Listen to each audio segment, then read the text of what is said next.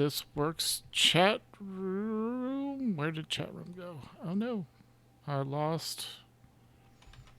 Where did that go? Oh, I lost one of my Firefoxes. How did that happen? Well, it's a good thing I'm not. That's why I like Chatty. Yeah. I use a chat program that grabs my Twitch chat for me. Oh, nice. Zoom in on your ship a little bit, Greebog. Well, you don't like how small it is? Yeah. There we go. I could get one of my bigger ships. Okay, there we go. Messages filled. There you go. That's a good view. Of course they did. There we go. And where are we? Ship with the space station in the background. AIE Podcast. All right. No, edit message. Yes. Don't just add here.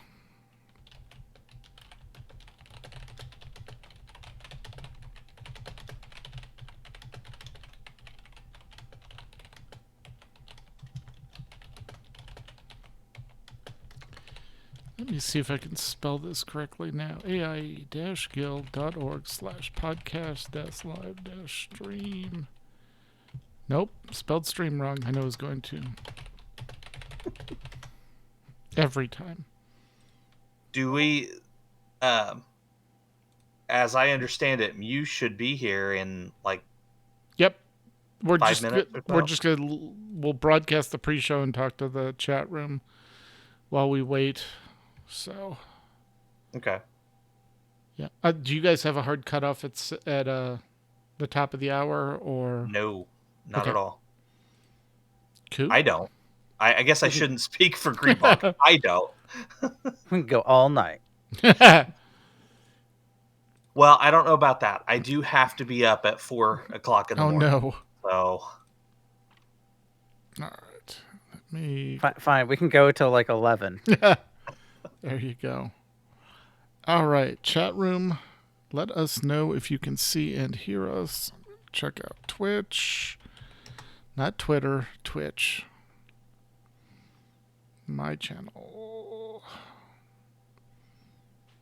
Yeah, it says I'm live. Yes, I see everything good. Okay, video producer. Nope, that's not what I want. Stream editor. Stream manager. That's what it's called. Okay. Yay. All right, we have chatbot. Cool. There we go. Hi, guys. And gals. And gals. And non-binary pals. All right. Cool. People. Hi, people. There. Exactly. Cover everyone. Hi, y'all. Hi, oh, wait, I'm not from the South. Okay. So, and we're going to get into this on the show, but I gotta, and it's probably me. I have to figure out my Starfleet ship controls because I'm so used to, because I invert the mouse, so when I go to pull up and the thing goes down like this, and I'm like, no, I want to go the other direction. You can still do that. Yeah. The UI and the controls are completely customizable. You just have to go into the options menu. Right. F12 will pull up. Greebog, would you hit F12?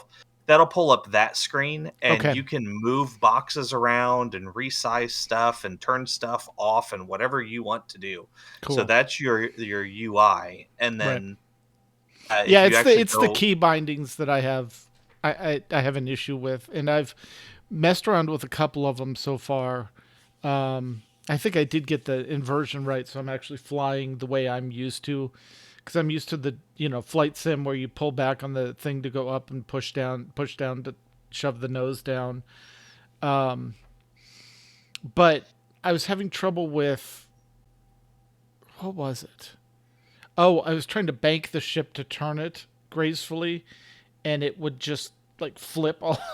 I was doing something. I was hitting the wrong key for a while, and then I finally figured it out. But yeah. Depending upon ships, there could be other things going on here because there are some ships that are considered pilot ships. Right. And if you double tap a direction, like if you want to try to bank right, which the default would be D, if you double tap the D, it would make you barrel roll to the right. That's a good trick. Oh wait, wrong franchise. It's fun. That's a Star Wars quote, but yes. That's a good trick. That's a good trick. Yeah. Little I'll try spinning. That's a good trick. Yeah. No, there's a lot to get into that I have to get used to. I had no problem on the away missions on the planet. Like that felt perfectly fine, or in a ship, when you went in. Although there were a couple things where it's like, this seems like I should be able to interact with it and I can't. And then I realized, no, that injured crewmate isn't actually someone you can heal. Stop trying to heal them. They're just there as art. And then you go find the actual injured crewman that you can actually heal with the, with the lore, the quest object. I'm like, oh, that's the one they want me to heal. Okay. The other thing to look at real quick is in the options, there's a camera option, and there are 3 different things you can do.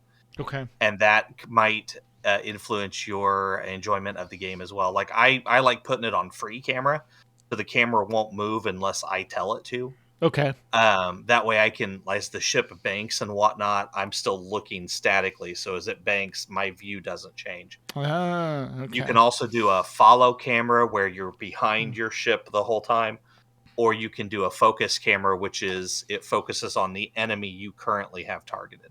Okay. Because I'm used to, and again, from the colony, is I'm used to moving with WASD and then Q and E, and then I hit the right mouse button and I can pivot the camera, so I can be running in one direction, but I can pivot the camera to look in another direction if I want to. I think that's from Quake days or something. I forget. Ye old time. Wow. Yeah, Quake 2. But yeah. We didn't play Quake at all, did we, Greebog? Not at all. I may have even been recruited to a team. Oh, I remember. But then they found out that they were in Australia and I was in the US, so yeah, the ping times. But yeah, I mean, I had so much fun. That's where I got started 3D modeling with some of the Quake mods and making your own maps. That was fun. That was a rat hole. I mean, you got sucked down that, like, oh, I can build anything? Yes. And yeah. I never built maps, but I would download and play on them. Okay, Abbo can at least hear us because he got said Quake reference, so yeah. Yeah. They showed, it was Overwatch 2, and they were showing I forget who the sentry robot is. I think it's Bastion. And he was doing rocket jumps. And I was like, good Lord, that's Quake 2 days. I mean, that's like, I need to get up there, And we got really involved with Quake World. Oh, really? Quake World was a lot of fun. So, yeah, Quake World was with Quake, the original. Right. There was a mod that you could install that would allow it to be massively multiplayer, and it's basically where Team Fortress came out of. Right. It was the original Team Fortress. It was I'm remembering this. Yeah. Which is why the current Team Fortress is actually called Team Fortress 2. 2, yeah. Game Spy, Quake World, good Lord. Yeah, yes. yeah. Yep, Game Spy. Oh, you kids these days have it so easy. Anyway. No, I was having flashbacks because I set up for my daughter. I had repurposed a server blade that I used to have my work lab on, and I moved it to a newer one so I could support Red Hat 8 and Windows 2022 natively, and for the virtual images. I'm like, well, this thing is like 64 gigs of RAM and 32 core, ends up, do the math, like 32 hyperthreads. I'm like, we could throw Minecraft on here, so I had to learn. I used AMP for managing it, and I found out AMP does a lot more than just Minecraft. So I set up a Valheim server, and I set up a couple other different things, and I'm like, oh, this is fun. So I have now we're running 1.18.1 Fabric modded Minecraft world, and she's just like, yeah, here's the list of mods I want you to put on. It was like 23 mods. I'm like, wait, like, I remember doing this back in the day with WoW add-ons, but like Quake mods, good, or Minecraft mods, good lord. Yeah. Well, now there's mod packs, so you don't even honestly have to go build your own setup. You can just grab a mod pack and it's all done. Oh yeah. Well, she has I guess there's a Minecraft server that's all Disney World or Disneyland. And so you can go visit like the Haunted Mansion in Minecraft, and somebody's made it. She says it's really well done. I'm like, ooh. So, all right. My oldest daughter is trying to get me into Minecraft. I keep telling her no. She doesn't know it, but she's slowly, winning me over. Oh yeah. Apparently, Nicodemus, we need to get a new captain for this Federation cruiser that's out here. It keeps ramming our starbase. Sure, Eludra's not driving it? Oh, wait, no, that was Eve, and she just drive the ships backwards. Well, if that was a Klingon, I would say, open fire. Right. Can't do that with the Federation. Nope. So you have, and we'll get into this, but if I remember correctly, so you can make a Federation pilot, a Klingon Defense Force pilot, and then there's a third faction now? There's actually 4. Okay. There's 2 main factions, much like World of Warcraft. Right. So you have the Federation and you have the Klingon Defense Force. Okay. Then they've added in Romulans from the Romulan Republic, and then they also have the Jem'Hadar from the Dominion. But as you get to a certain point, you become an ambassador for your faction with the Federation or the Klingon Defense Force. That makes sense. So they're like pandas. Right. Yeah, exactly. And apparently the Draconoids or whatever they're called, the new race coming The Drakthir for WoW, yeah. That's it, Drakthir. Yes. I'm probably always going to be calling them Draconids because... Oh, yeah. Or Dragonborn. I'll just... Yeah. Or Draconians. Yes. Yep. Let's go old school D&D with Draconians. Draconians. Did you see that did you guys watch the latest D&D live stream that they did? The announcement one?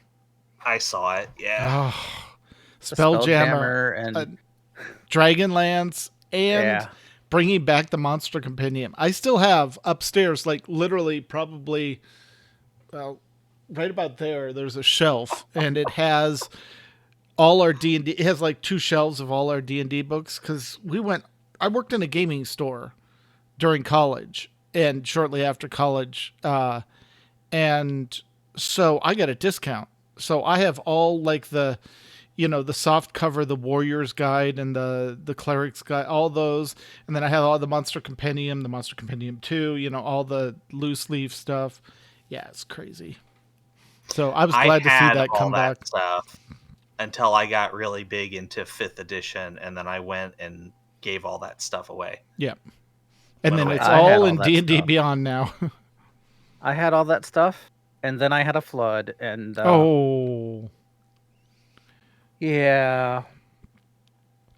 So we had, so do you guys remember when they published the first hardcovers, there's one book where they referenced Elric of Melniboné and that whole series, but they didn't get permission from the author to do it. So they had to reprint the books without that in there. We've got a copy of that original with the way it was originally. So we've got all that content in there. So that's, safely packaged away. This Federation cruiser every time. It's like skipping off the side there. Is that a player or is that just NPC? NPCs just like. That's one of the old Star Cruisers too. Okay. Let me check on Mew real quick. Yeah, sorry, chat room. We are running a little bit late. Just waiting on Mew. So what ship should I show them? We have my classic. But there's the. I mean, I have so many more. Grab one of your legendaries. This is a legendary, but well, grab the big legendary. It is the big legendary. Let's see. This one. I have the I mean, that's the NC-1701 model, right? It is. Is that the disco prize?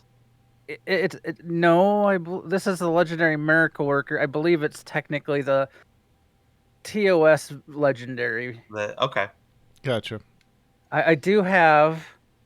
Here's the Kelvin timeline Enterprise, which is also a legendary. Yeah. Yeah. I don't know. I might have dry docked the legendary of that one. Oh no. Here's. Yes. You have all of them except the Enterprise J, right? Probably something like that. I've got too many ships. I have a collection problem. Not nearly as many as someone else I know. But do you have an Excelsior? See the difference though. Like I was like, oh yeah, but I have like 300 mounts in WoW, but that's a static object. These are all customizable objects in the game. So when you say you have like, 100 plus ships, good Lord. Apparently I do have one somewhere. Ooh. I don't know where it is. Okay, so you do have the Enterprise B That's as well. That's a pretty ship. Oh yeah, the Excelsior is nice. And we're supposed to be, in theory, getting a new one. Lower Decks. Right. Okay, so Star Trek Lower Decks, which is the new animated show, or one of the new animated shows, which is awesome, introduced an updated version of the ship Greebog just showed called the Obena class or Obina class, and it looks really, really nice. I keep waiting for them to bring it in game, but they haven't done it yet. Ooh, it has 3 nacelles. Yes, that would be the Enterprise Dreadnought from All Good Things. Okay. Part of me wants to say that looks like, a car enthusiast. It's like, well, we just need one more nacelle. It'll look fine. Just slap another nacelle on it. This is my own variant, though. I will say that because I made modifications like to the warp nacelles that I've chosen. Okay. And yeah. Who is that next Corsair. to you? Corsair is next to me. Gotcha. Okay. I mean, that just looks menacing, but how much of that is actually function over form? Which, the other ship? Yeah. That is a lockbox or Lobby ship. That might be the Lobby ship. Gotcha. Yeah, cool. I guess this captain's name is Kassira, but Corsair. Okay. And then, yeah, I was like, I have all kinds of ships, Yeah. Somebody bought the 10th anniversary. What is that? 12 ship pack? Something like a 10th anniversary legendary bundle. As you do. Okay, the reason I did it was, well, it went on sale right after we ended up getting a COVID check. Right. And I'm like, if I'm going to get ships that I could, any captain, no matter what captain I roll and what I want to do, I will now have a ship that they can use. And you stimulated the economy. Science. Yeah, I was like, there's science. There was, cruisers, escorts, you name it. There was a ship in there.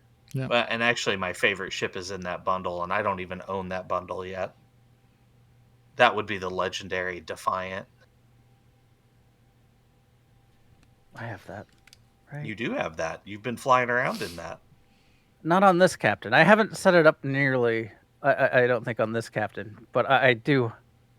Oh, here you go. This is a pilot ship, so you can show off the pilot maneuvers. So when I'm just sitting here, you scared him. Here. Oh, now it's charged up, so it can shoot forward. Let's get moving. So there's this energy bar essentially, and then do nice. A barrel roll.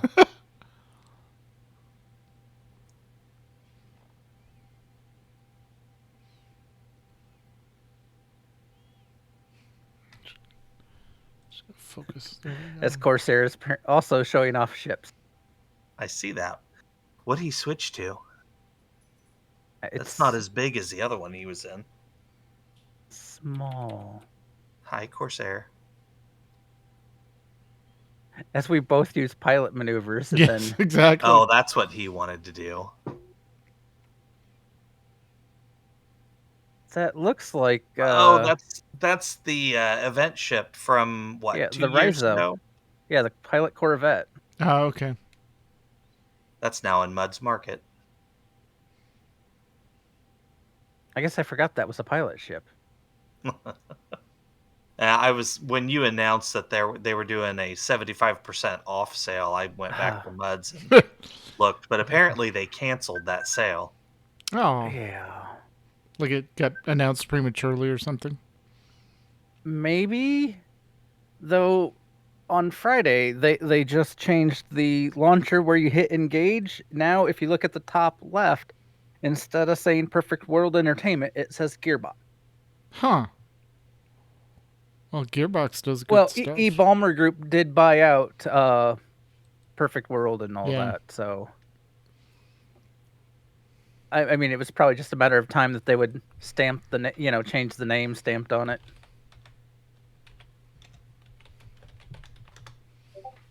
Well, yeah, that was bound to happen. I'm just curious to see what else they change. Like as far as monetization, or yeah, like I'm just curious to see where they decide to take the game. For the past several years, the biggest complaint from Cryptic has been they don't have enough staff. So content comes out regularly, but very slowly. Yeah. And mostly they focus on getting more ships in the game because that's what earns the game money. Yeah. And it's probably content-wise, it's a little bit easier than doing a whole quest line and... Right. Yeah. But now that Gearbox bought them out, are they going to throw more money at it? Are they going to let them have a bigger staff to get more stuff in the game? I mean, we don't know yet. I'm kind of curious to see what happens. Cool. All right. Well, we'll give Mew nothing from Mew. We'll give him a few more minutes, and then we'll just go ahead and plunge forward. We can make this work. I'm used to you guys having like 8 people. Well, the issue is normally it'd be Heather and I, and we'd be fine, but she's out because she's taking our daughter and roommate and her mother to go see Hadestown tonight. So they're out. So I'd ping Mew and said, "Hey, it's Saturday night. Can you make that work?" He's like, "Yeah, no problem." So figured it wouldn't be an issue, but apparently he ran into an issue, so go a couple more minutes and then we'll, if need be, I can just rearrange the notes. Not a big deal. Just have you guys help me with news if needed. Sure. Right. Sorry. And so all the ships are customizable as far as like the paint job and the I want to say decals, but that's I'm thinking modeling, but the features and stuff on it, right? You can customize a lot of that. Yeah. Okay. And it will save whatever you've customized for that ship. So that, like, I've been switching through ships. Right. They can, yeah.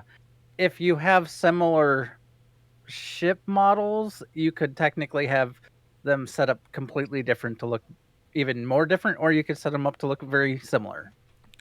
It all becomes what you want. Cool.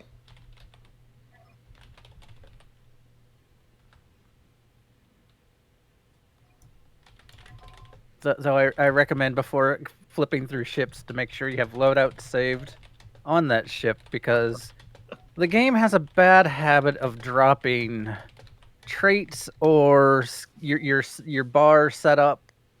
Yeah. But if you do you load a loadout, it will bring it all back. Cool. And Abbo said he can hop in and play some Mew if we need him. So we'll give Mew about until 30 after, and then if need be, we'll just pull Abbo in and he can play second chair, and we'll 4-person the show and be good.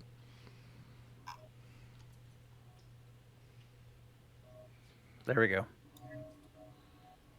Very cool. Closer to the TNG style. Yeah. And then we have, looks like an Odyssey that Corsair's in. Or at least from that family. Yeah.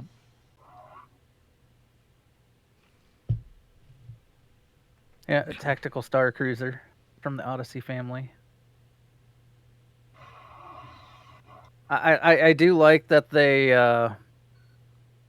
so if you, like I said, get a ship in the same family, all the parts that were for the ship you have will unlock for the like rest of the family. Okay, so if you have a nacelle style for this ship, it'll unlock for the whole family. That's cool.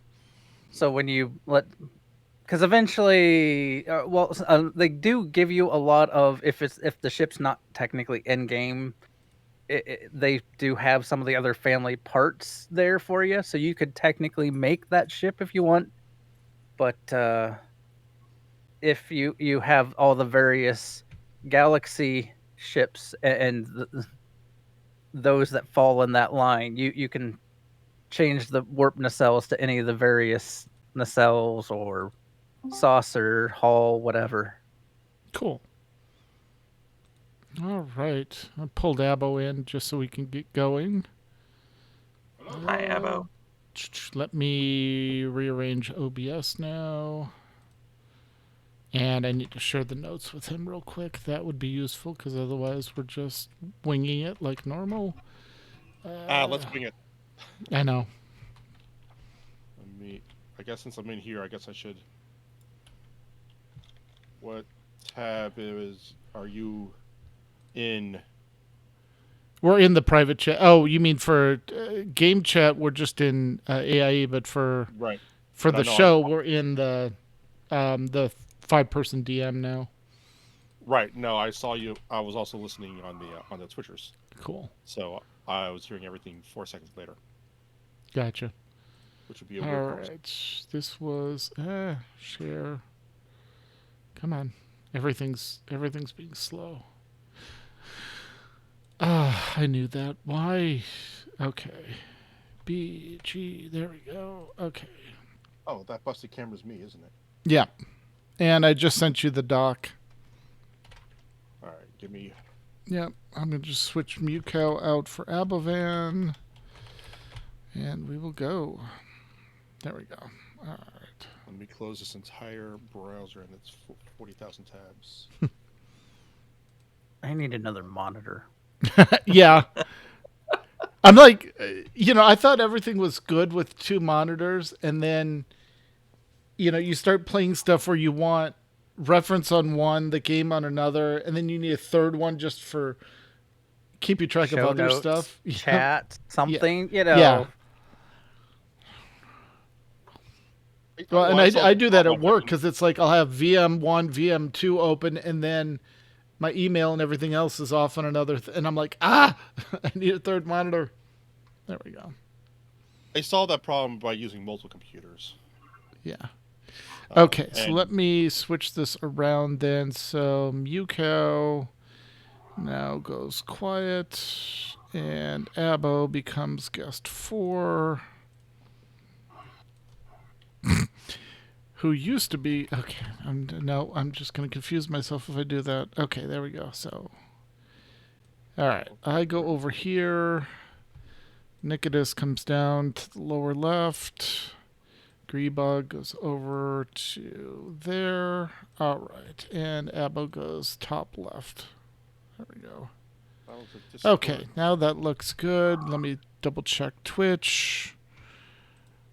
Wait for that to... There we go. All right. Cool. All right. AIE Podcast. There we go. I've got that. I've got video.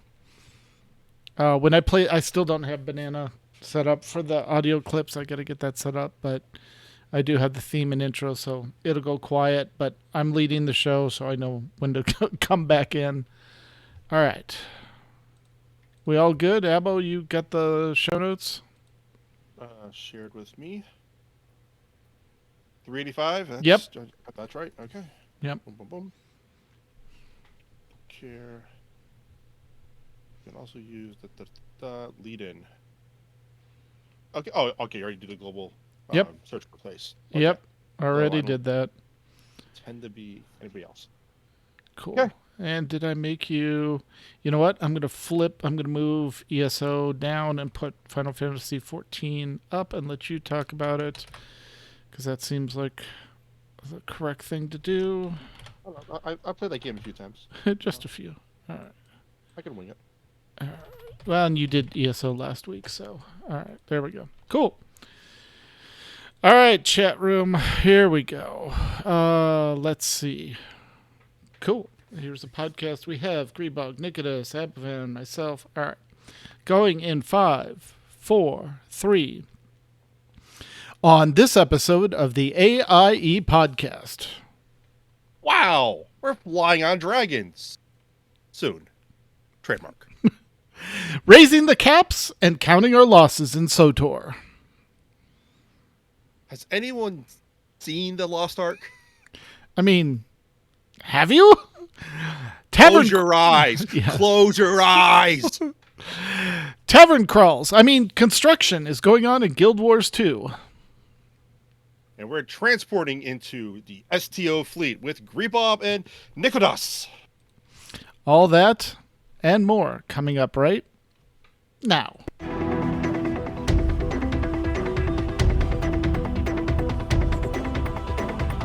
Bringing you the latest news from the AIE gaming community from planet Earth and beyond. This is the AIE Podcast. All right. Welcome to episode 385 of the podcast celebrating you, the Alia Iacta Est gaming community. The Die Has Been podcast. This is Tetsemi, and to my left is Abavan. Phrase. It says catchphrase there, so I just say catchphrase. Right? That's what I do. All right. And this week we are joined by special guests Nicodemus and Greebog, who are here to talk to us about AIE in Star Trek Online. Welcome. Thank you. Glad to be here. Yep. And for those audio podcast listeners, we have Nicodemus and we have Greebog, and Greebog is streaming his STO visuals from the game. So if you get a chance to check out the YouTube video when it goes up, it's definitely worth a watch, so you can see all the pretty ships and all the interface. So, all right. Well, we are going to go around the room and find out what everyone has been up to recently. So, let's start with the guest, Greebog. What have you been up to in or out of game this week? Let's see. I play a lot of games. I did do D&D. Yes, I did. I actually got to be a player this last Thursday. Oh, you're no longer a forever DM? Yeah, I had a friend who he's an amazing friend. Known him for since middle school, 6th grade, which now is, I don't even want to think how long ago. I'm just going to stop there. So known him a long time, and he offered, because I was DMing 3 games, he offered to take one off my hands so that way nice. I could play. Yeah. And we're investigating something in town, maybe some snake cultist stuff going on. We have to figure it out. Yeah. Well, I guess we don't have to, but we've my cleric likes to do good, and so right. he yeah. Yep. But so that it's always the cultist. Yep. Did some good, some good RP stuff. Let's see what else happened. I played WoW. We did some raiding, and Friday we finally got Anduin down. Well, I guess not down. I won't spoil it. We defeated the Anduin fight. If you don't know what that means, then and that's a brick wall. That's a brick wall of a fight.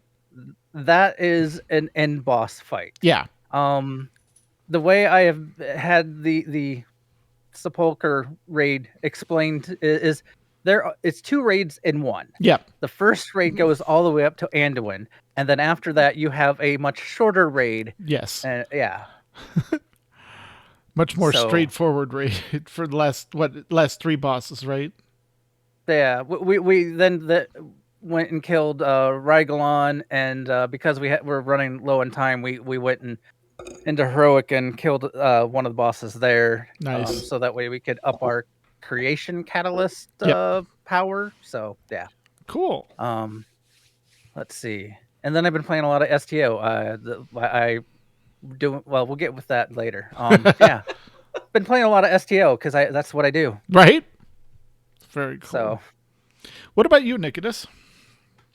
Other than STO, because I've been putting so much time into that game. I've got 3 newer characters that I'm working on, and it's a lot of time into that, and we'll detail some of that here in a little bit. But other than that, I gotta say I am interested in this new expansion for WoW. That might actually pull me back into WoW. Yeah, I've been out for a little over a year now, I think, or coming up on a year. Did you dip out about 9:05? Yeah, actually. Yeah. Same. Yeah. But something about the current story in WoW, like it just lost me. Yeah. Like it was neat, it was interesting, and then you just get to a point where it's grind, and I'm out. I'm done. But yeah, this flying dragons and being able to dive bomb people, and it sounds interesting. Yeah. It sounds interesting and fun, and it might actually pull me back.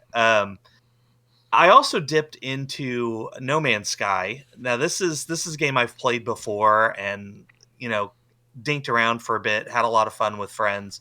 But they just came out with a new expansion of their own that deals a lot with space pirates. Mm-hmm. So I've been flying around, fighting, and sometimes being blown up by space pirates. Very cool. And then the only other thing I've really been doing is I bought the new Lego Star Wars game. And been having a lot of fun on that. I've only gotten to episode 4 so far, but it's because I'm taking the time to find all the Easter mini eggs kids and yeah. Oh yeah, you have to. That's way to play those games. Yeah. No, Lego Star Wars. Yeah. Lego Star Wars has always been my favorite of all the Lego games, and this one is pretty top tier. I'm really enjoying it. Yeah. So that's it. Now, it was funny because my daughter and I would play, and we have 2 totally different play styles, where she plays just to get through the game, and then I'll sit down and 100% the game. Like, I want all the mini kits, I want all the, I've got to get my... Whereas when we get to some of the Mario worlds or stuff like that when we play that, she's the exact opposite. She's got to get all the stars. She's got to get, all the stuff. So it's just an interesting play style flip. But yeah, no, we had Lego with her growing up, the Lego Star Wars games, and she loved them, and she's like, oh yeah, we're getting that. Cool. And Abbo, I know we just had you on the podcast, but I'm sure something's been going on in the past few weeks. What have you been up to?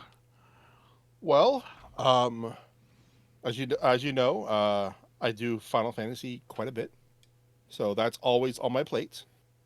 I've been... What else have I been... I've been playing a lot of the MLB The Show.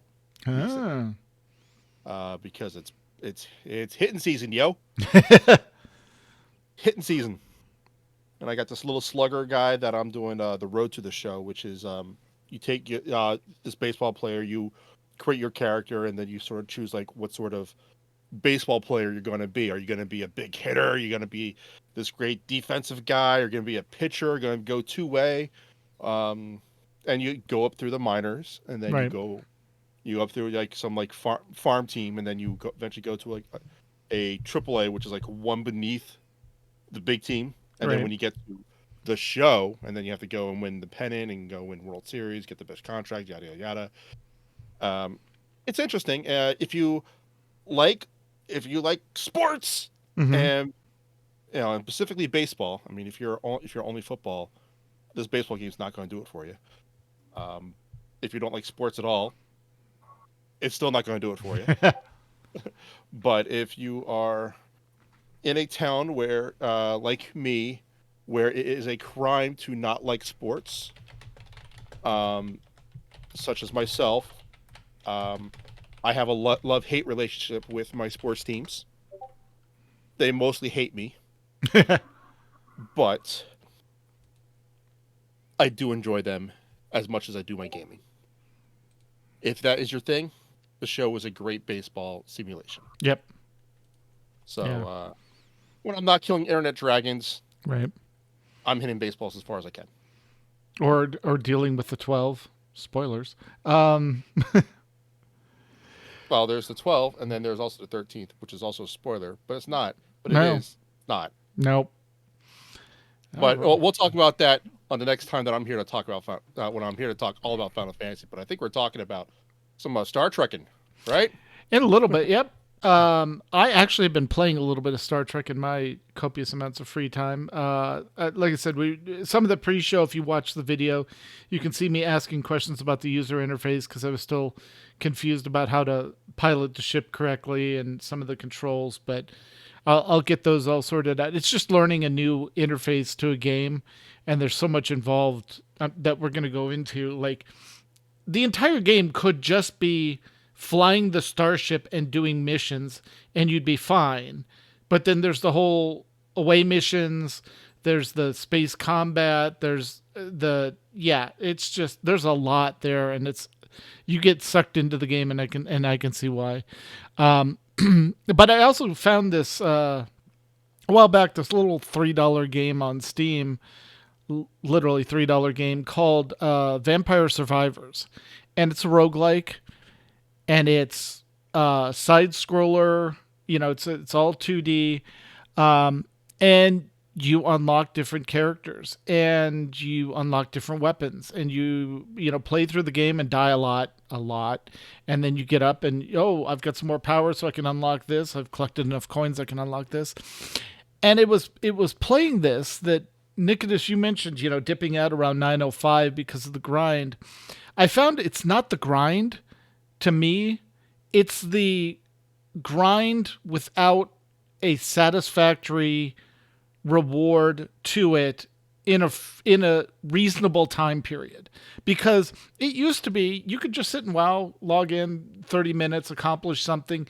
Even if it was just do your daily quest, you saw your reputation advance, or you saw but when you got to I think it was Korthia, and it was just like, this is going to take 45 days to, max out everything and unlock it. Plus, you still haven't maxed out your Covenant story because you've got to do that It just became really WoW chores, and it was just like, okay, I'll go find something that, that I can grind, because I don't mind the grind if there's a reward at the end. So, like SOTOR. They launched with their 7.0 content, and the grind for me is Conquest. You get to 320 item level gear, and then you earn Conquest to upgrade that to 322, and then 324, and then 326. And then once you have the 326, because everything is account bound, I could just take a duplicate 326 piece that I get and ship it off to another character. So I've got 8 characters going through this grind because I'm making appreciable dent in this, self-proclaimed, I'm going to get them all to 326. And I've got 5 characters at 326. I've got 1 character that needs 1 piece of gear to get there, and 2 other characters that need like 4 pieces of gear. But it launched in February 14th-ish, 15th maybe. So it's been 2 months and a week, and it's just been a steady, like, I can see I'm making forward progress on this. Same thing with Vampire Survivors. I could see, oh, hey, I got stronger. Oh, hey, I unlocked a new character. Oh, hey, I got a new weapon. It felt like a job. It felt like I'm going to be here 24/7 trying to make progress in this game, and that's not fun. I'm hoping they change that in Dragonflight. It looks interesting, especially with the revamped talent tree, which is one thing that struck me. I'm like, well, how does Final Fantasy doesn't have a talent tree. All your characters are the same. It's just gear and skill. Huh.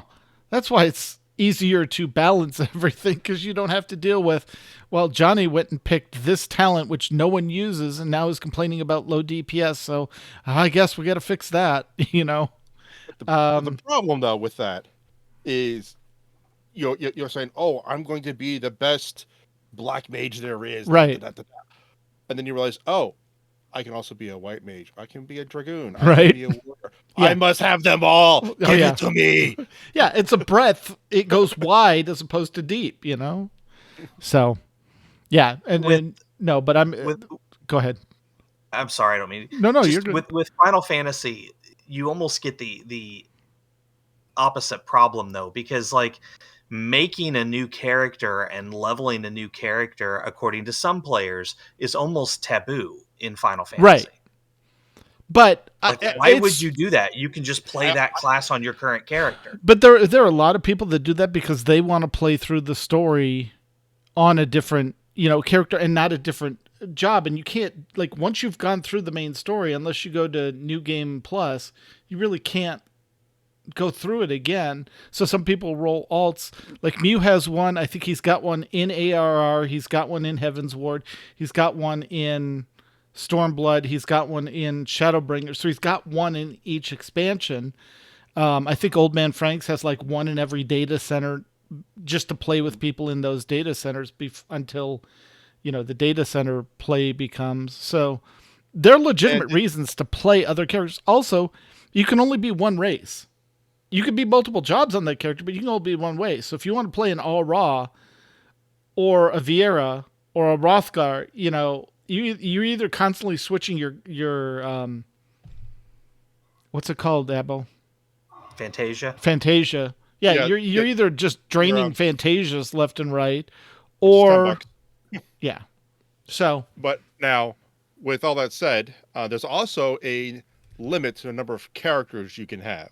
Yeah, it's 8 per server, and I think it's 60 characters or something like that. Right. It's very high, but it is finite. And the reason why I know it's finite is because I do have gotten a message that says, you may not have any more characters because you have too many characters over, like, because I'm maxed out on Goblin, which is our server, and then that's part of the Crystal data center. So you maxed out the data center?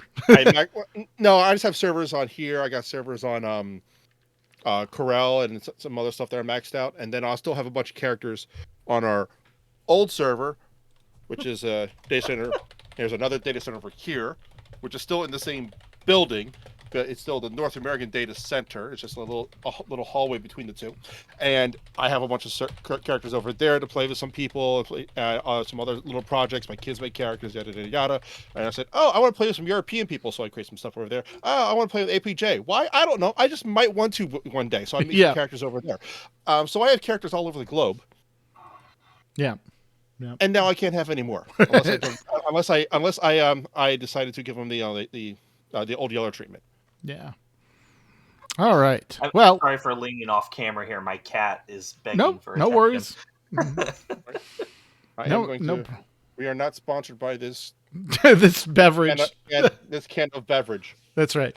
No, we are good. So we are gonna start digging into Star Trek Online, which is why we have Nicodemus and Greebog on shortly. But first, we're gonna plow through this week's news. AIE News. All right. And in streaming and guild podcast news, SOTOR Escape Podcast 421, Level Sync Stat Talk. What are bolster and level sync? What did they do to our stats? What changes are coming? That's right, backed by popular demand, it is Stat Talk. And in Working Class Nerds, which, reminder, is not safe for work. Heck, sometimes it's not safe for life. Episode 149, Free Ride Games. Marcus and Nick sit down with Destiny streamer, Twitch partner, and all-around amazing community-having king, Free Ride Games. The three of them chat about the recent Destiny and gaming escapades. Nick talks about his busy week, and they even have sidebars within sidebars about comic book storylines. So enjoy. And in Fleet Action Report... Far, Greebog's new character challenge, Captain level 41 to 49, without touching all the unlocks. That's his thing. Greebog spends the night running from 41 to 49 on his new character challenge, Captain, which he's not allowed to touch anything he's unlocked. Well, that was a unique challenge. It was like, technically that was me streaming on the Wednesday, the actual episode. That was Nicodemus and I hitting 40. Okay. Okay. So. All right. So by that, so you're not allowed to touch like existing unlocks you have, or is that like a game mechanic? We will go into this shortly. This is something we're doing, and it's part of what we're going to talk about when we get to STO. So stand by. Hold on to that question. Yep. All right. Because I'm very curious. Please hold. Yep. All right. All right. So in WoW news, New Braid. I always love that name. Yep. New Braid will be checking out the... Oh, I hate this word. I can never say this word. Sepulcher. Let's go with that. All right.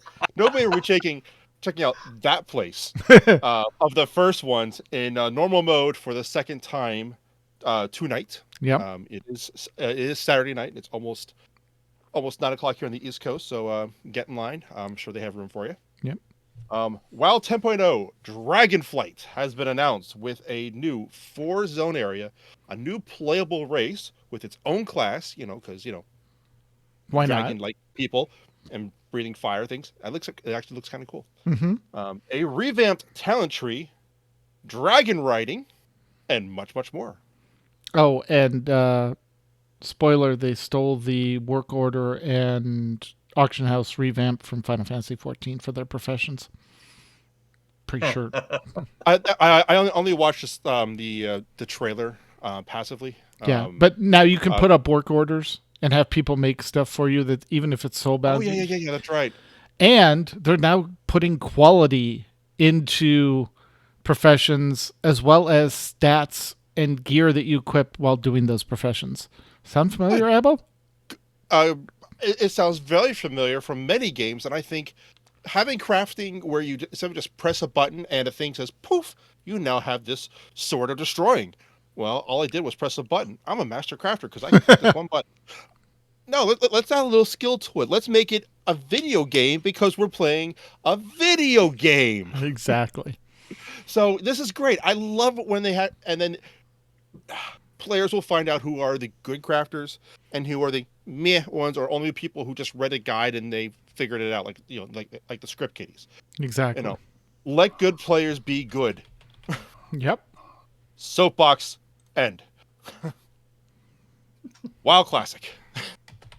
What a transition.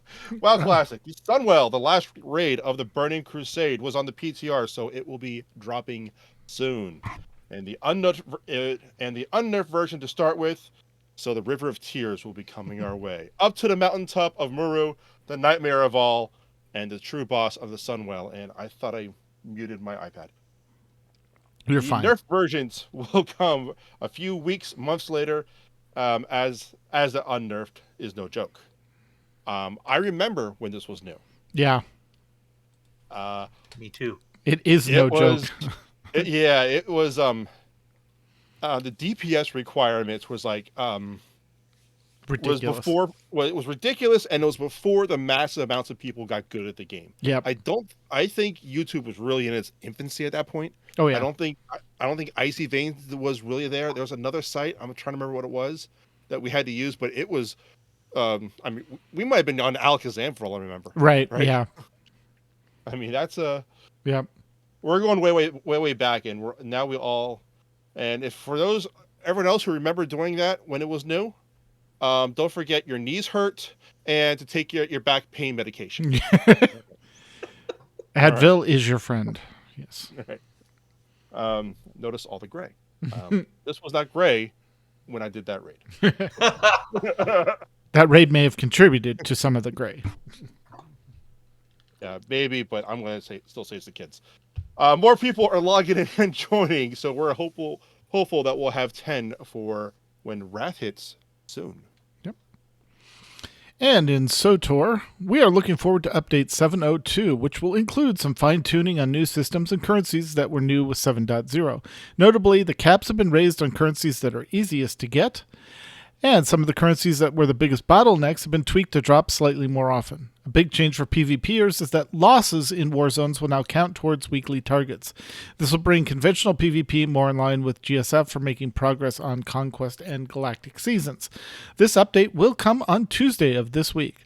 Also, Max and Seema will be doing this week's Escape podcast after the AIE podcast at 9:30 p.m. Eastern, showing some Star Wars cosplay and other stuff from PAX East, which is still in progress. Just a note, Max is at PAX East, not SEMA. So. Kitty. Evovan FFXIV. What's that? Yeah. Never heard of it. Nope. No. Oh! Final Fantasy 14. Yes. That's that game that has a gigantic icon on my desktop that I click on all the time. This big. Well, it's just a big red button. Exactly. Oh, I need to be in the workshop. Yeah. Oh, I spent so much time in that workshop. Anyway, we do have we've added a new weekly event that we've been running for 3 weeks now. It's called the Sprout Raid. Because I love the name Noob Rape so much, and so we decided to playfully steal the name, but make it Final Fantasy-ish, called Sprout Raid, and it's called Sprouts because when you're a new player in Final Fantasy, you have a little grass sprout above your head, and we call you Sprouts as a part of new players. So that's where Sprout Raid comes from. You also get that if you go away from the game for a while and come back, because I have one right flower. now. You have a flower over here. Yes. That's different. You are a returner. That is different. So Sprout Raids, we run those Thursdays at 10 p.m. Eastern time. Do the math if you live one way or the other. Yep. Most people are. No, you're fine. Eastern is good. We can do the math. We can count. We can add 3. Okay, yep. Cool. All right. Unless you live over in Europe, then subtract. But you can figure that one out. Or just ask Google. But 10 p.m. Thursdays, we run the 24-player raids. Now, it is Dungeon Finder-able, so you can we get matched with all the extra people. But if we do have 24 people, that means we can run the show at have all 24 people in there at once. But even if it's just 2 or 3 people, still show up. Even if it's just one other person, we can still go in because I'm going to be there. And there's some other people in there that like this sort of content, so they're coming in as well. So if you want to run this stuff, come on in. This week we're going to be running the Void Ark, which is a level 60 raid at the end of the Heavensward expansion. So you have to complete base Heavensward, which is the 3.0 patch, right? Just the base expansion. You do not have to purchase the game for this one because this is still within the free trial. No, we would love to have you be part of the FC. We do that. You do have to buy the game subscription, yada yada yada. But even if you have not purchased the game, just going through the demo, hop in Discord. You can join us, and that's perfectly fine. We would love to have you along. It's great. It's fun time. So we're gonna be doing the Void Ark. Next week we'll be doing the Lost City of Mach. And then the last one, I forget what that one is. Lost City of Rabonaire? No. No, that's Stormbloods. Okay. I hate that raid. Yeah. It's just miserable. It's easy when you go with me because part of the deal here is I explain all the lore that you see, and I also explain all the encounters live as we're doing them, so you're not lost there. And if you don't need to read a guide. You don't need to have an optimized DPS rotation. You don't need to have all this super gear. Just show up. Yep. You'll have a good time, right? Exactly. I mean, you'll always have a fun time. Friday nights we're still doing mount farming in the various expansions because the extreme trials they do in there. They can drop ponies or doggies or birdos or whatever wolfies, depending on the expansion. There's always a theme. So we farm those up for people. So that's cool. And then tonight, happening 30 minutes from now. 30 minutes from now, is map nights where we go in and do maps for fun, excitement, and pretty casual happenings. It's a good time. It is. Strongly recommended. Definitely. And in ESO news, cool things the Guild has been doing the last few weeks. They've spent taking advantage of the anniversary event Cake and doing dailies, as well as checking out the new prologue quest for the next chapter release. Trials. They've bravely gone into 12-person content with 10 to 11 people and were successful in killing bosses and having fun. If you're interested in running dungeons for pledges, we have 2 dungeon groups that occasionally need someone to fill in. Check out the Undaunted Enclave channel in Discord for more information. And trials are run on nights. We have 12 people online for mandatory fun nights and zone clears when they don't.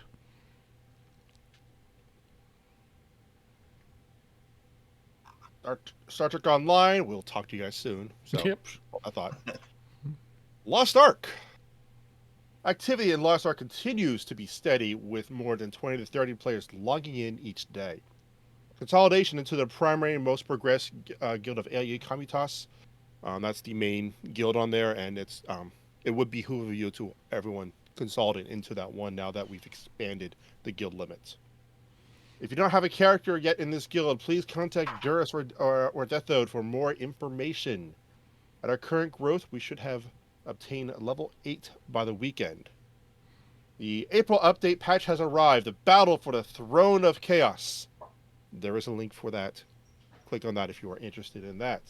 Highlights of that. The new continent of South Vern is available to continue the story of Lost Ark. A new martial artist class to balance in the glaive and spear weapons between the 2 stances. The Glaver.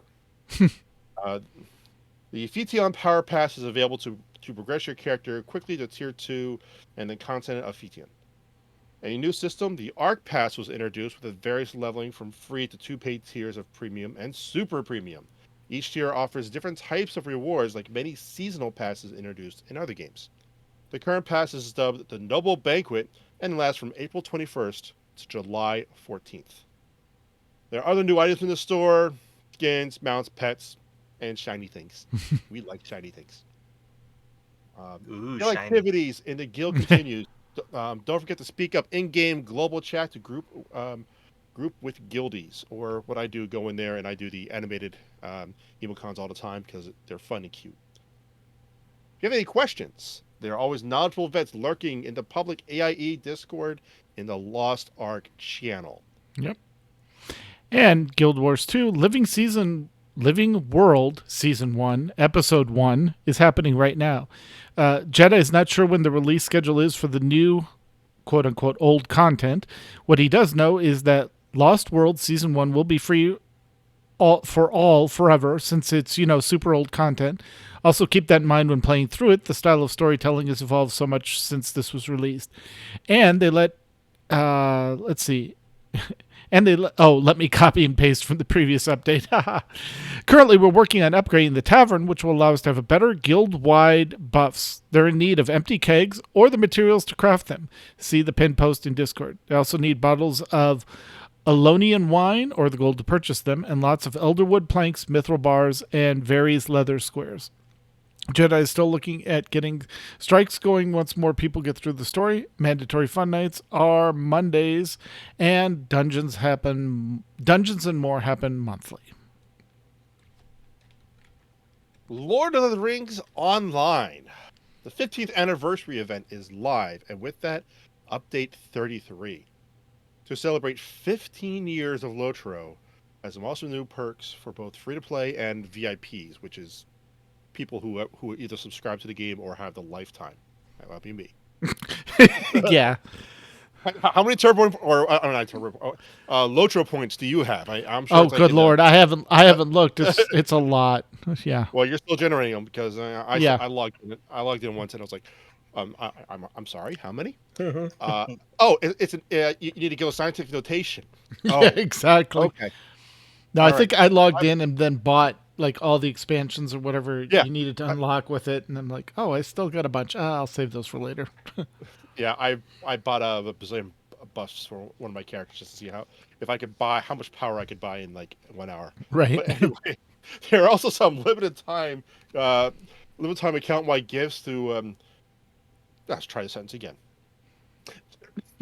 There are also some limited time account-wide gifts to those for those at least level 2 during the anniversary to pick up through May 10th.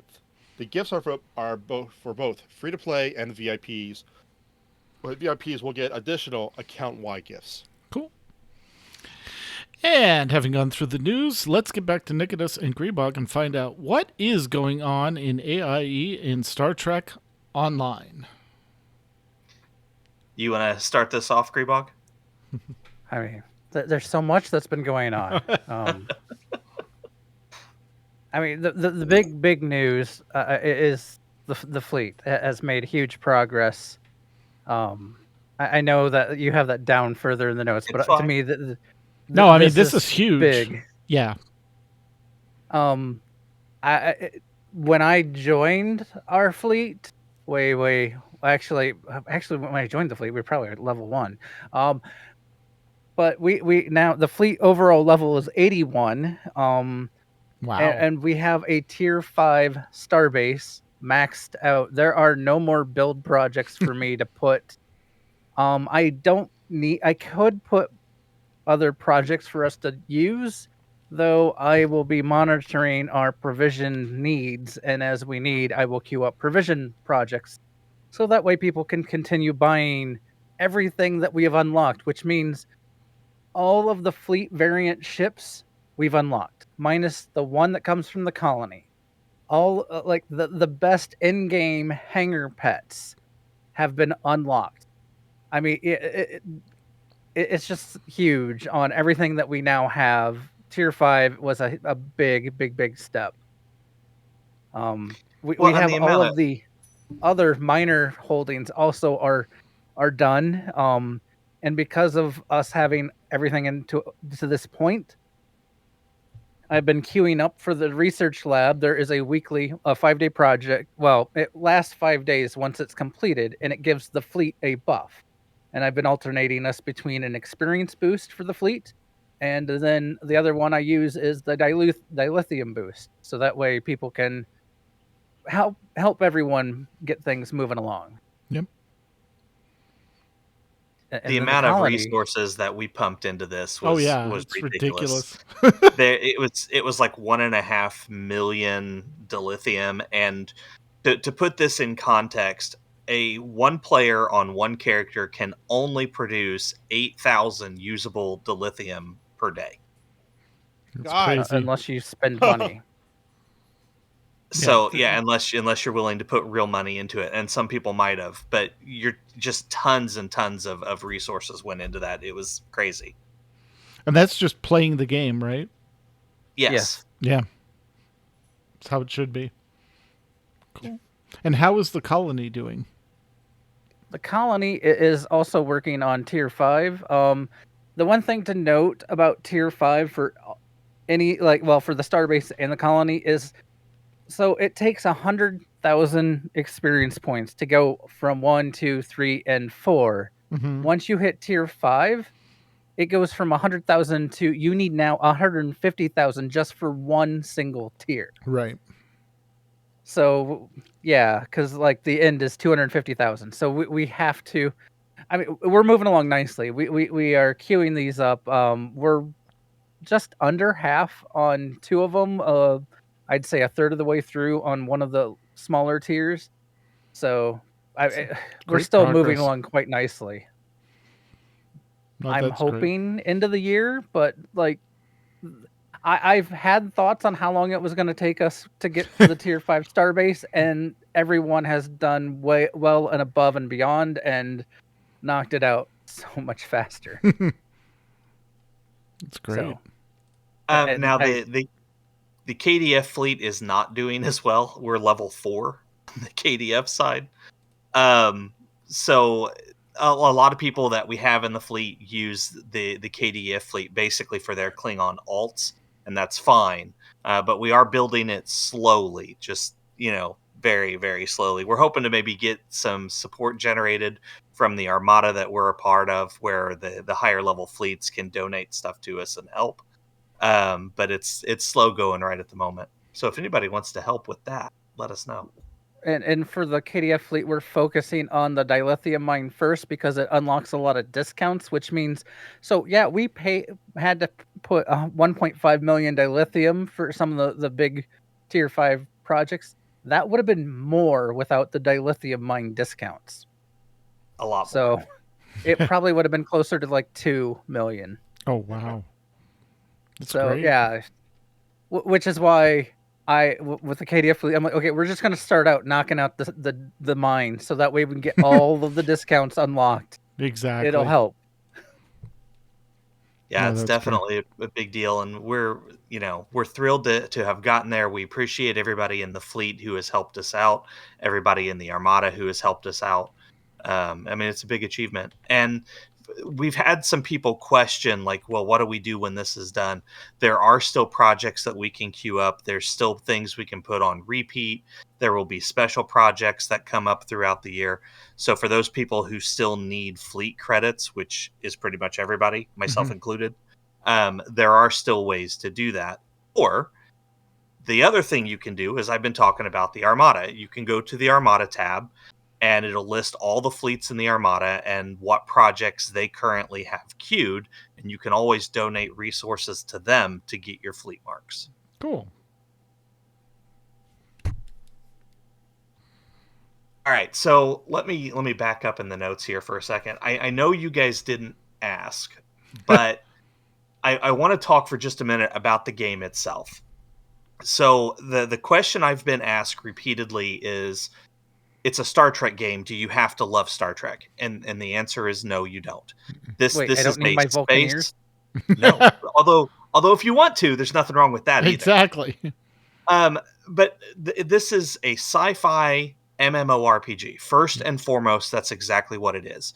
You have your character who becomes captain of their own ship, and then you develop your career. You can fly other ships. You can move up in rank. There's stuff you can do. The fact that it is in the Star Trek universe is nice for those of us who like Star Trek, but you do not have to like Star Trek to enjoy the game.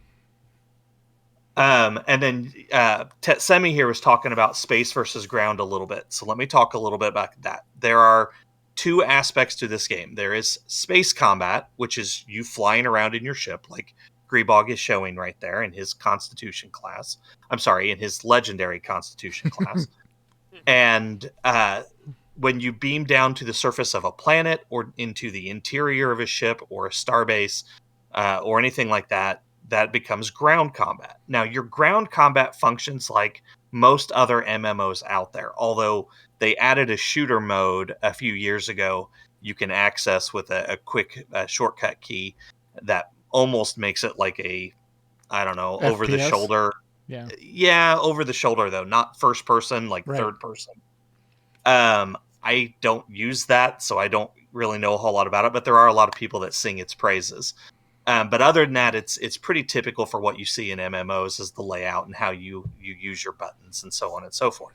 Space combat is another thing entirely. You're actually maneuvering your ship, dogfighting around, trying to get an advantage on those that you're fighting against. You have bridge officer powers that you can activate to increase your weapon damage or the rate of fire or how many targets you shoot at. And a lot of people will even tell you that the piloting is actually more important than those abilities. So you get into a ship, different ships fly in different ways. You got to find the one that works for you and then kind of build your powers around how you fly the ship. And I could talk about that all day. I don't want to bore everybody, but there is a distinct difference between ground and space combat. Yep. The other thing that I've been talking about to people is free to play versus pay to win.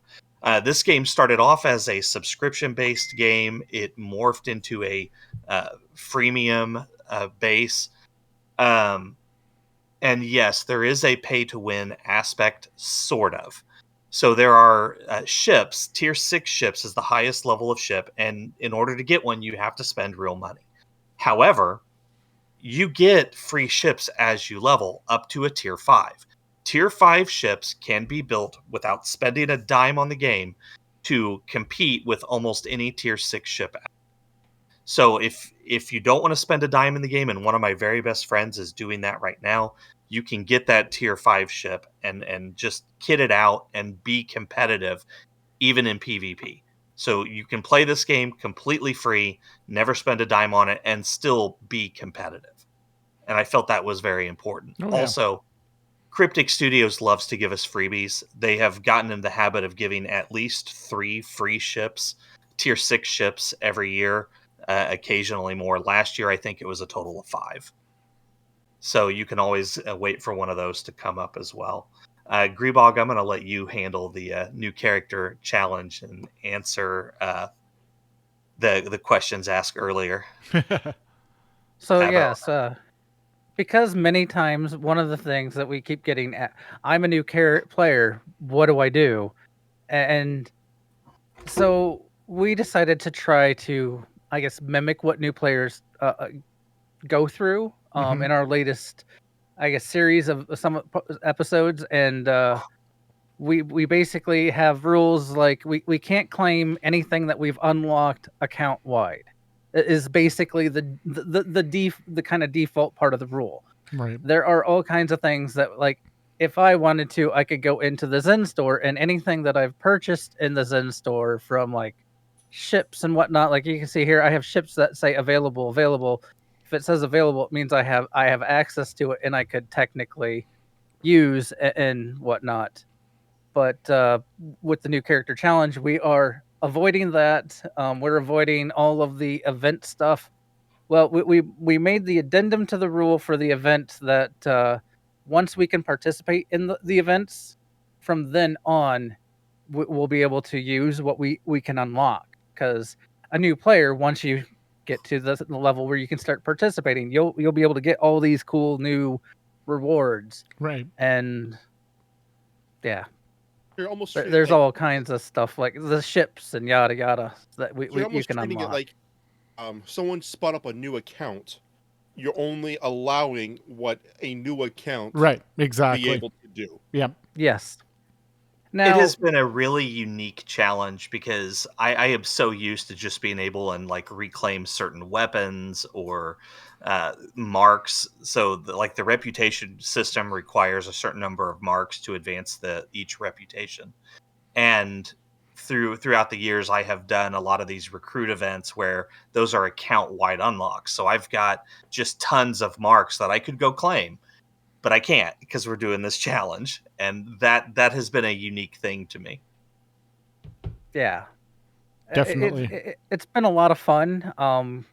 Brings a lot of memories back to when I started. Now, yes, we already know how to play the game. We already know some of the mechanics of it, but the people that watched me when Wednesday, I did a run from level 41 to 49 because the next time we do the Fleet Action Report episode with the new character challenge updates, we'll have we'll be trying to hit 50 on stream. Well, so I was during that run, people could see me die repeatedly, explode repeatedly, because there are just some, like, we hit a new level bracket, like, at 40, and I haven't gotten that much gear that kind of fits with it. So I was struggling pretty hard in one of the episodes where I had to go up against some Borg, and they just annihilated me. Right. So not having max level gear right off the bat. Yeah. Well, the thing is there's many reclaims that we have now that they have the infinity symbol on the gear, which means it scales to the max mark level that you can have. Right. So not having gear that's scaled up to what I could use just having whatever I've gotten, picked up from missions or drops is, yeah. So was it? I even looked at crafting some stuff on stream, and I'm like, I don't have enough stuff to craft this even. So was it a case of going into the content too low level just because of the way the story flowed, or did you miss like a bunch of side missions that might have got you the gear? Well, we've probably been leveling up quick, I would say. Okay. The experience. Well, I guess also we did have, like, the fleet has the level boost going right now, or experience boost. So that probably was part of it. Gotcha. So I may have only ran a mission or two less than I normally would, which would have given me a couple more pieces. Yeah. All the content in STO scales with you. So it doesn't matter what mission you run, the enemies are all going to be scaled with you. The issue comes up that some of the enemies were designed later on in the life of the game and were just designed to be tougher. Right. The Borg is a good example of that. There's another group called the Vodwar that are among the most annoying things to fight in the game. And at one point in time, those were pushed later in the story. But over the years, Cryptic has removed episodes and tried to streamline the leveling process, and some of those enemies got moved up. So when you might have been level 50 originally, now you're running into them at level 30, and they haven't really adjusted the mechanics. Now, again, they scale with you, so hit points, damage output, and that stuff will scale to your level. The mechanics didn't change. Right. Well, also the one that I struggled the most with was end mission for a story arc, which means there's typically a boss fight in there. Yeah. And I was going up against a Borg Diamond. Ooh. And those are rough, even like when they put them into the TFOs. Those are meant to be a boss, like, and hard to, even still hard to fight. So having to go in a mission against one, it was rough. Well, I mean, and to be fair here, the Borg cubes can be, any cube can be a diamond if looked at a certain point of view. You just turn a little bit. Now it's a diamond. Oh, now it's a cube again. So the trick is you got to turn your head off to the side, and that diamond becomes a cube again, and you're good. There you go. Pro tip. If only. from a certain point of view. I see where you went there. From a certain point of view, yes, indeed. I should also point out, since we're talking about new characters and new players here, we do fun nights every Thursday, and we've gotten in the habit of running TFOs, the basic 5-man dungeons, during those, but we don't have to. There's a level matching system in the game. Excuse me. For someone who does not know the game, what is a TFO? It stands for Task Force Operation. Used to be STF, which was Special Task Force. Now it's TFOs. They renamed it, but it's essentially a 5-man dungeon. Okay. What would be a 5-man dungeon in WoW or most other MMOs out there? And if you're good enough, you can solo them too. There's a way you can queue for them by yourself if you really want to. But that's where you get, I said the reputation marks, you get those from the TFOs. Okay. So that's what it goes into. And then you build your in-game gear from the reputations. Oh, okay. It's kind of involved process. But I just wanted to say, for those fun nights, if like Tetsemi, if you join at some point in time, we don't have to run the TFOs. I'm just as happy to level match with you and just run the content, just get you through stuff, get you past some of those harder missions or harder enemies and help you get the gear and stuff. Cool. We can do that on a fun night or really anytime I'm on. Awesome. And typically when we have someone that's leveling and is we're having a group help, we'll let the person that's leveling handle talking to the NPCs and stuff like that. So that way that we don't accidentally cut through, skip through cutscenes and stuff like that you needed or wanted to see. Yeah. So, Aboven, you're needing to go here soon, right? To go to your other game? No. Was it Max and Seema were going to start, I know, the Escape podcast in like 5 minutes. Right. Okay. Are you going to Map Night, Abbo, or? The beauty of Map Nights is people can pop in and out all the time, so that's no big deal. I don't want to hold you up if you need to go, but I did have one more thing I wanted to talk about. Oh yeah, no, please. You have as much time as you need. This is your time. Yep. Far away. So the other thing I wanted to go on about was our podcast, Fleet Action Report. Never heard of it. It's all about you, buddy. This was actually Greebog's idea. He pulled me in because he knew I was a beta tester for this game. So, Greebog, I want to ask, why a video podcast over a voice-only podcast? There are things that we can show them through video that we can't easily explain. Because, okay, if I tell you, go click up in the top right around your mini-map, and there are so many little darn buttons around your mini-map. It would be easier, like, oh, hey, click on the top. See, look at that button clicked, and look at that. You know, it's a nice build. A picture is worth 1,000 words. Yeah, I just, well, we can also, like, go into here, and I can be like, oh, this is the way I built my captain, and this is the gear he has, and I can show you all the various things that I've unlocked, and or what I have set up on my captain from my ship's gear to all my traits, my skills, station. I can show you everything. I could tell you all of this stuff as well, but to me, seeing it makes it so much easier. Yeah, no, absolutely. We actually discussed once upon a time about also doing a voice only podcast, like, extracting the sound files and posting it. But ultimately we decided that people would miss out on stuff if they couldn't see it. So we just kept it as a vodcast. We post our episodes to YouTube, usually the Thursday following the episode. And so far it's doing pretty well. I mean, I don't think we're ever going to get rich or, famous off of it, but we have fun. Yep. And Greebog was talking about the builds and whatnot. We have done episodes. We've done deep dives onto both ground and space builds. We've also done episodes teaching people, like, say you wanted to do a Polaron build. You want all your weapons to be Polaron based. We've done an episode where we show where you can get the Polaron sets or the consoles that boost Polaron damage. That episode in particular, we actually named Polaron Dancing. We tried to be cute with our names.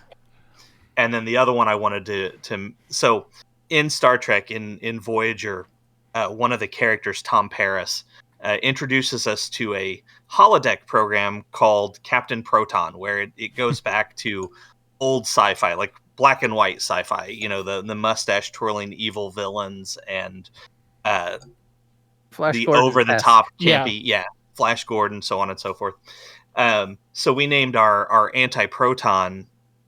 So again, the character in the show was Captain Proton. Right. We named our episode Captain Anti-Proton because it's talking about anti-proton weapons. Yep. And I've been pointing out a lot of people to go see those when they start asking about builds and whatnot. I'm like, hey, go look at the episode. And the way we do it is, while we really would like people to watch the episodes, we also want them to get the information. We feel that's more important. So each episode that we post on YouTube also shares the show notes that we used for that episode. Yep. So they have all the text as well. Awesome. Yep. Since you started saying Voyager stuff, I thought I'd at least get into a Voyager-esque. Voyager ship. It's the warship version, but I mean, it's still the similar. Warship Voyager with all the extra guns. But is there caffeine in that nebula? That's the probably. That's the important thing. That's the important thing. Yeah.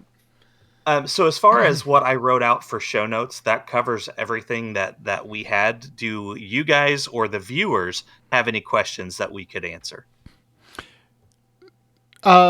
So I think we covered this pre-show, but I just want to make sure. So for those that are, I want to say factions, but that's not the right term. There are different fleets, so you can join the normal Starfleet, you can join the Klingon Defense Force, and then you can eventually unlock 2 other captains that can be ambassadors of those races into Starfleet, correct? Is that the best way of describing it, or how do you describe the Jem'Hadar and the? So there are 4 factions in total. Okay. It's kind of a misnomer to say that, because there's really this 2. Game, like so many other games, suffers from the red versus blue mentality. Yeah. The Federation is the blue and the Klingons are the red, and they hate each other. And the storyline used to reflect that. They've changed that over the years, so there's actually a peace accord and crazy stuff. But they say the red versus blue is hardwired into the game and they can't change it. But they wanted to give people more options, so they introduced 2 other playable factions: the Romulan Republic and the Dominion. For the Romulan Republic, there's a couple different races you can pick from. Of course, Romulans, Remans, and then there's an alien builder. For the Dominion, you just get the Jem'Hadar. That's the only thing that you can get. Now, they do start at level 60, where the max level in the game right now is 65. So they start basically at the end game anyway. But the Romulans start at level 1 like everybody else. The catch is, at a certain point in time in the storyline of the Romulans and the Dominion, you pick if you want to ally yourself with the Federation or the Klingon Defense Force. Okay. So they kept the red versus blue, but those 2 races, they still have their own unique storyline. They have their own homeworlds, and their own ships and whatnot. So yes, they are separate, but they're not. Gotcha. Well, and here recently, they allowed it if you get a Klingon Defense Force captain all the way up to 65. You now unlock any captain you have can fly any ship you've unlocked. Okay. So I could technically. Well, yeah, except for the Dominion ships, but they typically have their own unlocks. But like if you wanted to fly around and a Klingon bird of prey, all you have to do is level a Klingon captain, well, a KDF captain all the way to 65, and then that unlocks. Though there is a way you can buy it out if you want to pay money, but just level to 65. It's easy enough. Yeah. And then you can fly any ship on any captain. I've seen a lot of, on the KDF side, a lot of the Federation ships now being flown by the Klingons, so it's kind of amusing to see.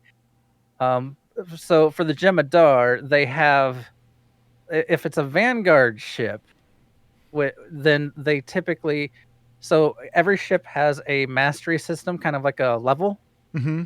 And so this one, most tier 6, the top tier, only go up to tier 5. Now, once you get to a tier 6, it typically is either a legendary or a Vanguard ship.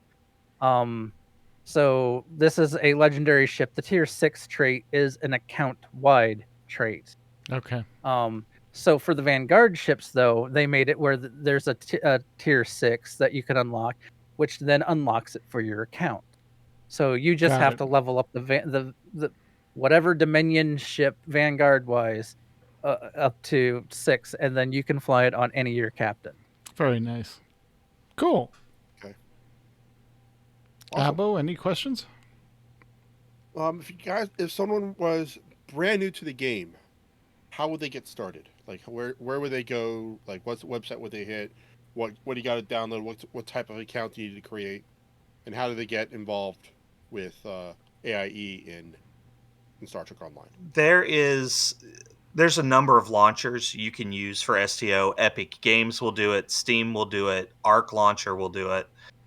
You can also, at one point in time, I haven't checked, I don't know if this is still true, but at one point in time, you used to be able to go to the Perfect World or Arc website and just download the game and launch it itself.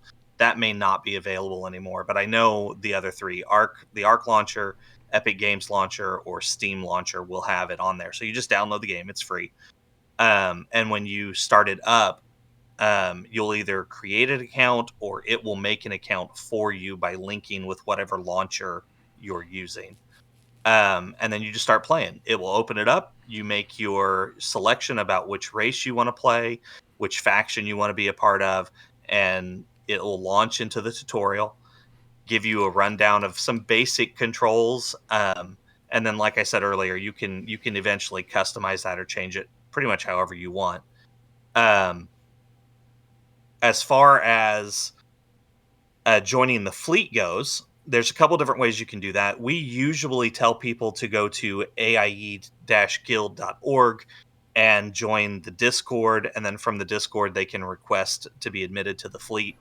But we also, on our podcast or video podcast, we usually make an announcement towards the end that, hey, if you're interested in joining us, you can speak up here. You can find us in game, or again, you can go to AIE website and find us that way.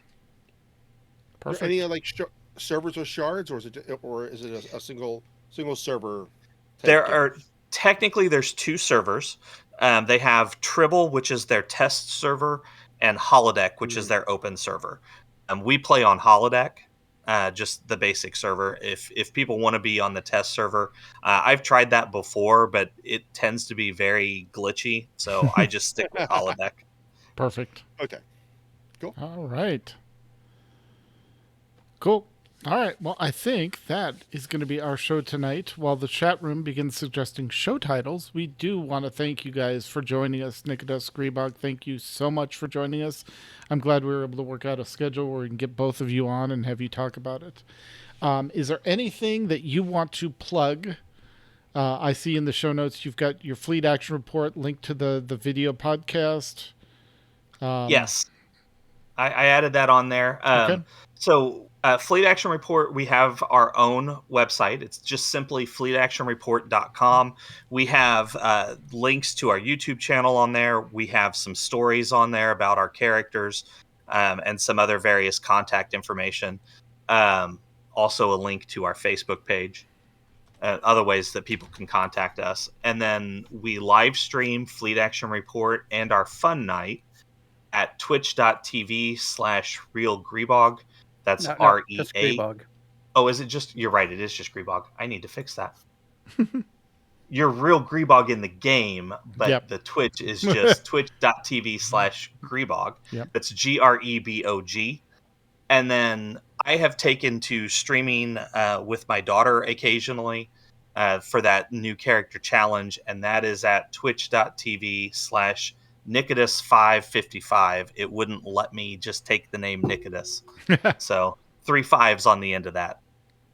And Awesome. I've been trying to tweet recently when things are going live and remind people about the show on Twitter with @Fleet Action. So, yeah. And also on the Discord, if you're interested, click on the AIE-STO. It's the little icon up in Abo. Is it the announcements channel? No, the welcome channel. It's in the welcome channel. Welcome channel, I believe. Yeah, if you click the little STO icon, anytime they go live or they're doing events, they'll send a message to the AIE-STO, and you'll get notified. And while you're there, click on the other games that you play to get game-specific notifications while you're there. Yep. Huh? We've added them in. Yep. It's cool. Did they add the new one for D&D as well?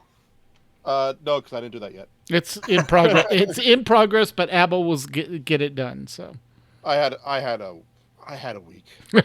Yeah. I can relate. Real life sometimes attacks. Real life aggro. Ah. Oh, you Abel. I clicked off the show notes, so I need to find out which tab I put them in. And I actually closed all my tabs with there. Okay. Do you want me to do it? I can knock it out. I got it. Okay. I got it right here. Okay, so if you have a question or comment about our show, you can email us at podcast@AIE-guild.org. You can also follow us on Twitter, and the show is at AIE Podcast. Mew is not at the Applevan. Mew is Mewcow. Yes. Applevan is at Applevan. So we'll fix that later. Yes. And And Mikala, who is not here, is at Cyberwave. And Semi is at Ivory Tiger. We record live with video every other Sunday at 8 p.m. Eastern, 5 p.m. Pacific, except this week. That may have been my fault. That's perfectly fine. We're happy to have you on. You can join the chat room and play along with us at our website, aie-guild.org/podcast-live-stream, and our Discord server for chat at aie-guild.info/Discord. And for past episodes, you can see them on the YouTube channel at youtube.com/the AIE Podcast. Our theme was composed by the amazing Andrew Allen. Please follow him at Keys with Soul or visit his website, andrewallenmusic.com. Yep. And next time, I got it right this time. You did. Next time, we will be talking to someone in some show. We've got to figure out who's due up. But until then, AIE, this is Tetsemi. This is Alvin. This is Nikitas. See you out there. This is Greebog. Live long and prosper. And this has been the AIE Podcast. Yay! Exactly. So, and Tiber has put a couple of show title suggestions in the Discord channel, and I copied them into the notes doc if you guys want to take any of those suggestions or make one of your own for show titles. I mean, the Polaron dancing, just kind of... that's going to get some people looking. I'll tell you that. Because I read that completely wrong. That's the point. Yes, I know. Well, I mean, if you want the clicks, that's what you got to do. We had a lot of fun. We try to come up with very unique names for each episode, and then for fun night, we try to do something with the word far. Right. But we messed up. I was going back through the old shows. We did every energy type, but we messed up on Tetrion because we didn't do a unique name. It's just Tetrion. Have to fix that later. So.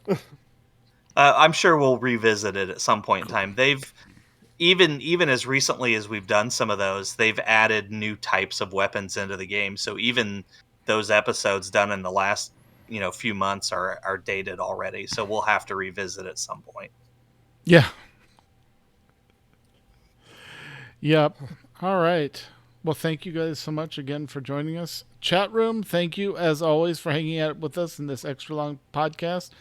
Head over to, I think it's newoverlords.com or twitch.tv/newoverlords.com if you're not going to be in map night, or if you want to multitask and watch Max and Seema talk about the Escape Podcast SOTOR stuff. So I need to grab a cup of tea before I start going treasure hunting. All right.